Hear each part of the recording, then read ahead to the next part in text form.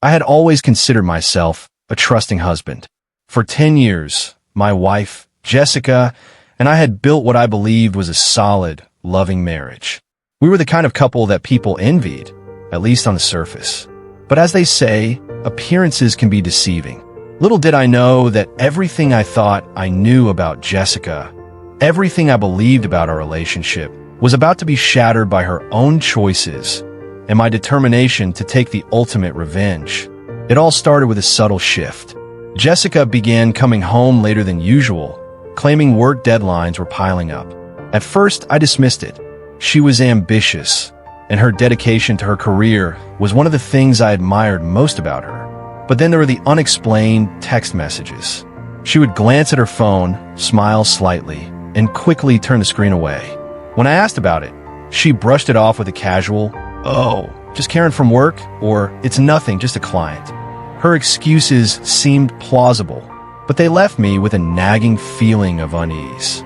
The turning point came one Friday evening.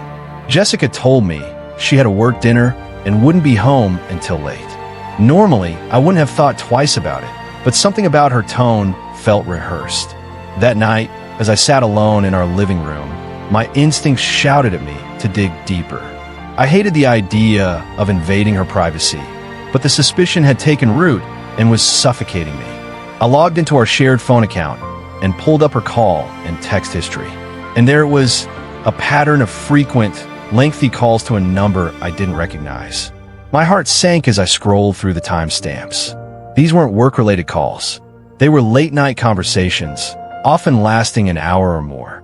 My stomach churned as I realized I needed to know the truth. The next morning, I confronted her casually. "Hey, who's this number you've been talking to so much?" I asked, feigning curiosity.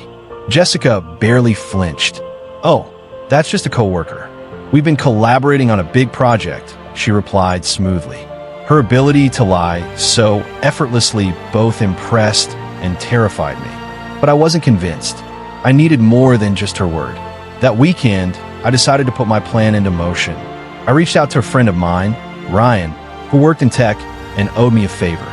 Within days, Ryan had installed a tracking app on Jessica's phone that allowed me to see her location in real time.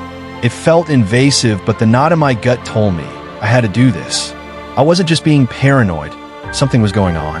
A week later, my suspicions were confirmed. Jessica had told me she was heading to a team-building seminar on a Saturday afternoon. I watched her location as it shifted across the city, not to a corporate venue, but to a boutique hotel downtown. My hands shook as I stared at the map, the tiny dot representing Jessica coming to a halt at the hotel for over an hour. I knew what I had to do. That night, as Jessica returned home, I acted as if everything was normal. She kissed me on the cheek and went to the shower, humming a tune, as if she hadn't just been somewhere she wasn't supposed to be. A wave of anger rose in me, but I forced myself to remain calm. I needed to gather more evidence before confronting her. Over the next week, I meticulously documented her movements and saved screenshots of the tracking data. I also hired a private investigator, Mark, to tail her. Mark was discreet and efficient, and within days, he had delivered a folder full of photographs. There was Jessica laughing over coffee with a man I didn't recognize, holding hands with him as they walked through a park, and even leaning in for a kiss outside the same boutique hotel. The final straw came when I discovered she had been using a credit card I didn't know about to fund their escapades, romantic dinners, hotel stays, and even gifts. All while I was at home, obliviously working to support our life together. The betrayal wasn't just emotional. It was financial. Jessica wasn't just cheating on me. She was making a fool of me. But instead of confronting her in a fit of rage, I decided to play the long game. I wanted her to feel the full weight of her actions, to experience the consequences in a way she would never forget. I needed a plan, one that would leave no room for her to justify or excuse what she had done. A plan that would turn her world upside down. With all the evidence in hand, photos, tracking logs, and credit card statements, I knew I had everything I needed to expose Jessica's betrayal. But confronting her directly wasn't enough for me. I didn't just want her to feel guilty.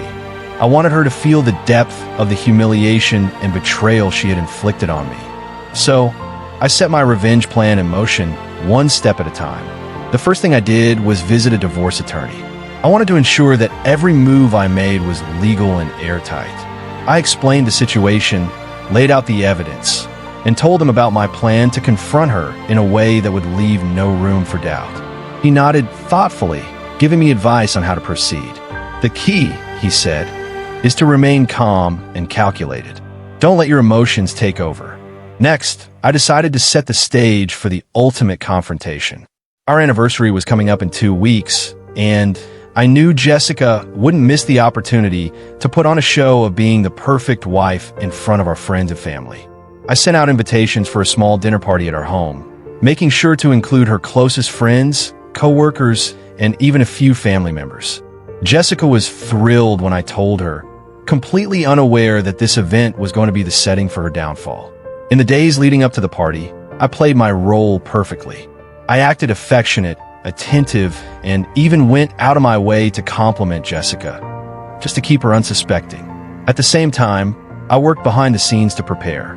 I compiled all the evidence into a presentation, photos, text messages, credit card statements, and saved it on a USB drive. I also had Mark, the private investigator, ready to testify if needed. Everything was set. The night of the party arrived, and our home was filled with the sound of laughter and conversation. Jessica was in her element, charming our guests with her wit and grace, completely oblivious to what was about to happen. I bided my time, waiting for the perfect moment. After dinner, as everyone was sipping wine and enjoying dessert, I stood up and tapped my glass for attention. "Thank you all for coming tonight," I began, forcing a smile. "It's been a wonderful evening, and I want to take a moment to appreciate my amazing wife, Jessica." She beamed at me, clearly enjoying the attention. For the past 10 years, Jessica has been my rock, my partner, and my best friend.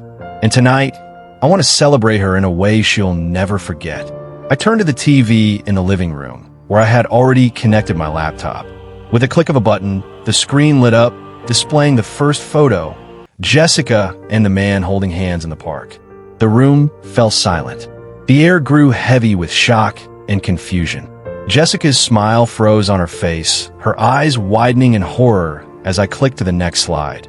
A picture of them kissing outside the hotel. "Meet Daniel," I said, my voice cold. "The man Jessica has been seeing behind my back for months. While I was working to support our life together, she was out spending my money on romantic dinners and hotel rooms. But don't worry, Jessica, I've documented everything." Jessica jumped up from her seat, her face pale. "Ben, stop this. Please, let's talk privately," she begged, her voice trembling. I shook my head, my tone cutting. "No, Jessica, you didn't think twice about humiliating me, so why should I spare you now?" And with that, I walked away, leaving her standing there, her world crumbling around her.